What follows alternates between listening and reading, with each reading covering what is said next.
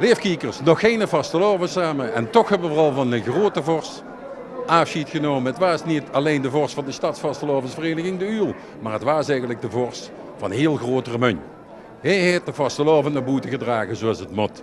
Ik kan maar één ding zeggen, ik ben blij dat we vorst Sibert hebben leren kennen.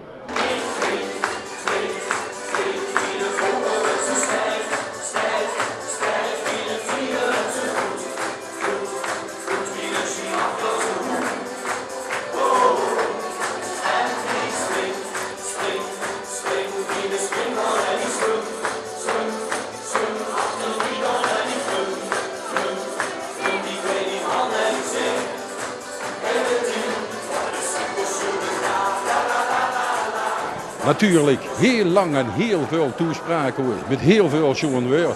Hij kreeg zelfs een badjas. Eigenlijk cadeaus, veel te veel om op te nemen. Het is een receptie geweest van meer dan 5 uur. Dus je kunt je wel voorstellen wie geleefd Sibert eigenlijk wel is.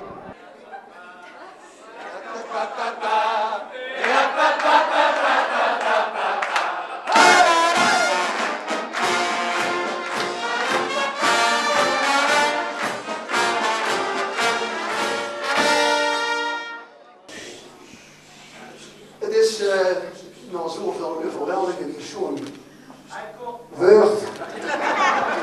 Ik zal het kort draaien. Maar waarom ik dingen zeggen die ik hier wil zeggen? Leef Ulen en Ulen. Ik ben nog niet goed gesproken, maar ik wil wel voor ons allemaal samen hier als grote, prachtige vereniging. Samen een applaus voor ons allemaal die verkiezing.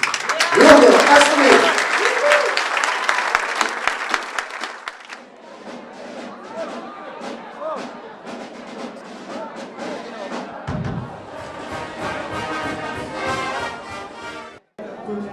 Goeiedag.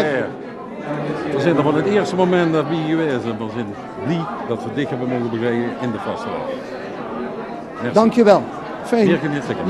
Leef gezag. Dankjewel. Fijn dat je gekomen bent.